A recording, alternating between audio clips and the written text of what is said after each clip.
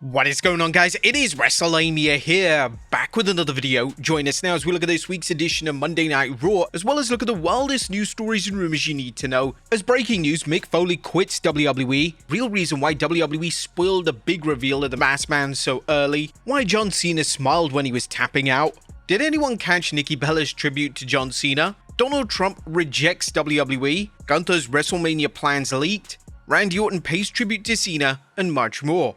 Be sure to subscribe and hit that notification bell for daily wrestling videos and follow us on Facebook for exclusive lists.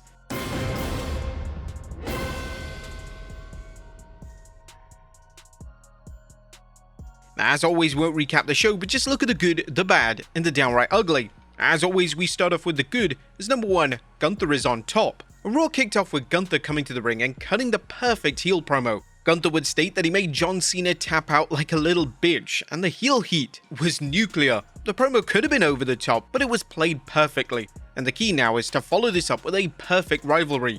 Now, it does appear based on Raw last night that WWE are building towards a Gunther vs AJ Styles matchup, and this could even be AJ's retirement match, as AJ is heavily rumored to retire next year. Number 2, the Usos are back. Now it's official, the Usos are back together, and on Raw last night, they successfully teamed together against the New Day. Now it's unclear how long the duo will be back together, but they've certainly freshened up a stale tag division over on the Red brand.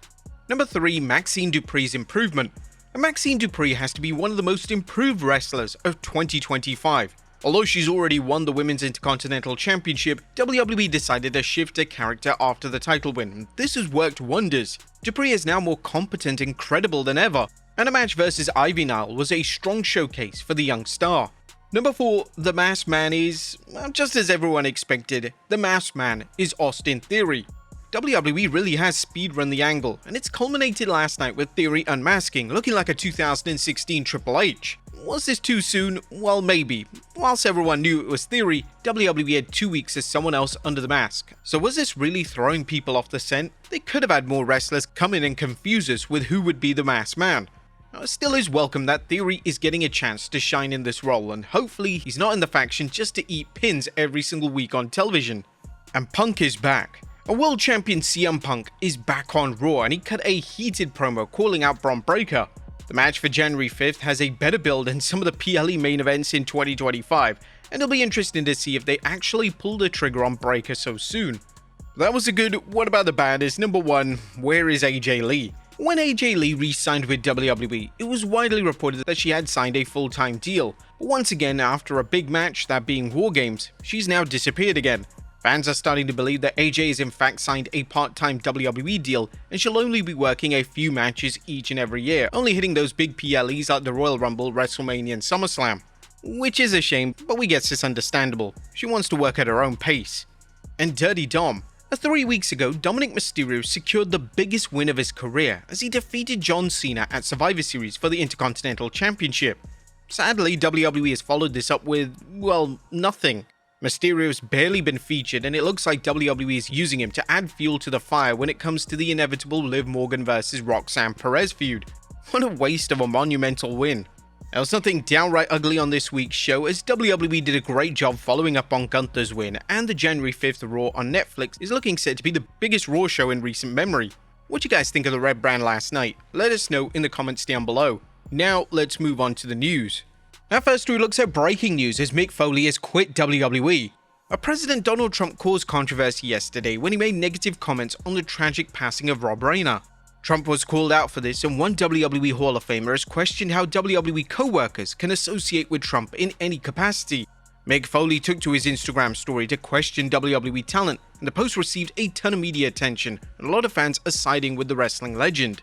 Now, after Mick Foley called out many wrestlers and WWE for their connection with Donald Trump, it seems that he can't take any more and cannot stand by the company no longer. Foley just took to Instagram to announce that he has officially cut ties with WWE. He mentioned, "While I've been concerned about WWE's close relationship with Donald Trump for several months, especially in light of his administration's ongoing cruel and inhumane treatment of immigrants, and pretty much anyone who looks like an immigrant, reading the president's incredible cruel comments in the wake of Rob Reiner's death is the final straw for me. I no longer wish to represent a company that coddles a man so seemingly void of compassion as he marches our country towards autocracy. Last night, I informed WWE Talent Relations that I would not be making any appearances for the company as long as the man remains in office. Additionally, I will not be signing a new Legends deal when my current one expires in June. I love WWE, will always treasure my time with them, and I'm deeply appreciative for all the opportunities they afforded me. But in the words of Popeye the Sailor, I stands all I can stands and I can't stands no more. What do you guys think of Mick Foley quitting WWE over their connection with Donald Trump? Next up, WWE delivers a home invasion.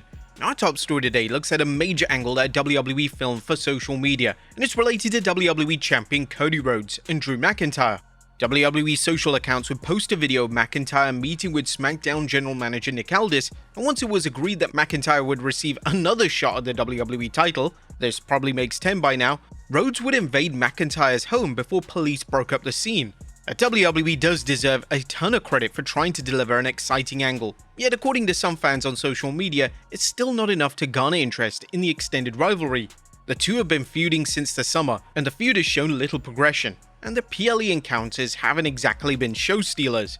A lot of fans have labeled the entire rivalry as pointless, and this is mainly because it's virtually guaranteed that Rhodes doesn't drop the title before WrestleMania 42, and this predictability has definitely hindered the feud itself. However, McIntyre being McIntyre as always on social media, had to have another dig at Cody Rhodes. When they took a shot of Cody looking at John Cena's attire in the ring at the retirement show, Drew posted, "Is there a camera rolling? Yeah, okay, just stay on me here." Next up, the real reason why WWE spoiled the big reveal. Austin Theory is officially the masked man, but why exactly did WWE make their big reveal just 3 weeks into the run? Well, there are a few potential reasons, as number one, it already leaked out. Fans already knew that it was Austin Theory under the mask. Therefore, from Triple H's perspective, it probably made little sense to continue the angle when everyone was privy to the identity of the masked individual. Number two, the angle is stale. There have been lots of complaints that the angle is stale already. It's easy to see this argument. Every Vision match was going to feature the masked man in some capacity, and sooner rather than later, this was going to drastically hinder all of their matches. We already had years of bloodline interferences, so let's not do that again. Number 3, Theory is needed. Now, if the reports are true and Theory is going to be the member of the Vision to take pins, then it makes sense to reintroduce Theory to television sooner rather than later. And number 4, something bigger is planned. Fans have been speculating that another huge twist could be coming into the story arc. The common belief was that this storyline was going to pay off on the huge January 5th Raw on Netflix, but now WWE have done the reveal 3 weeks prior. And there are rumors that WWE could be debuting or re-debuting a wrestler on that specific show. Naturally, everyone is now under the impression that the 5th January show will feature the return of Chris Jericho. What do you guys think? Did WWE reveal the masked man way too early? Are you guys happy that it's Austin Theory? Next up, did anyone catch Nikki Bella's tribute to John Cena last night? Okay, we may be reaching here, but did anyone catch that tribute that Nikki Bella made during her interview backstage with Jackie Redmond? Come on, she was clearly throwing up John Cena's sign of hustle, loyalty, and respect, right? Either that or she was just throwing up some gang signs. Next up, Donald Trump rejects WWE. Now, there was rampant speculation that US President Donald Trump was going to be in attendance for John Cena's final match. Obviously, that never transpired, but now it's been reported that WWE did indeed want Donald Trump to attend the show, but Trump turned them down in favor of another commitment. According to the Wrestling Observer, Trump skipped WWE's final major event of the year to attend a football game instead. Neither Vince McMahon nor Donald Trump was at the show. They wanted Trump. He attended the Army vs Navy football game not far away and could have made it to both, but his decision was not to come. It's widely reported that WWE moved the show from Boston to Washington, D.C. just so that Trump could potentially attend. So the fact that Trump turned them down isn't exactly the best look for WWE. Next up, LA Knight written off television. Last week, LA Knight took a vicious beatdown at the hands of the Vision, and now as expected, LA Knight is set to be off television for an extended period. According to WWE on Raw last night, LA Knight suffered a number of injuries, but the worst was a cracked sternum. It was explained to the audience that LA Knight will be out of action for some time. Now, whilst these aren't genuine injuries, it's possible that LA Knight does need to rest up, as he's been the total workhorse of 2025, having the most matches out of anyone in the entire company. It's assured that LA Knight will probably turn up nearer to the Rumble. Next up, Gunther's WrestleMania plans leaked. A new report has surfaced relating to one of the top matches planned for WrestleMania 42.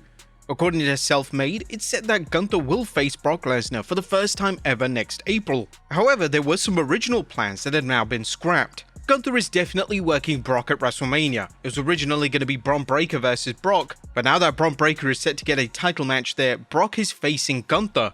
Now, it's entirely possible that this match acts as Lesnar's retirement match, and we should likely be expecting a babyface turn due to both Lesnar and Gunther being heels in WWE. It'll be interesting to see where this leaves AJ Styles, as WWE planted the seeds for a Gunther and AJ rivalry last night, but it would be unlikely that AJ retires before WrestleMania. A breaker being set for a title match is virtually guaranteed at this point, but the question is, does WWE pull the trigger on January 5th?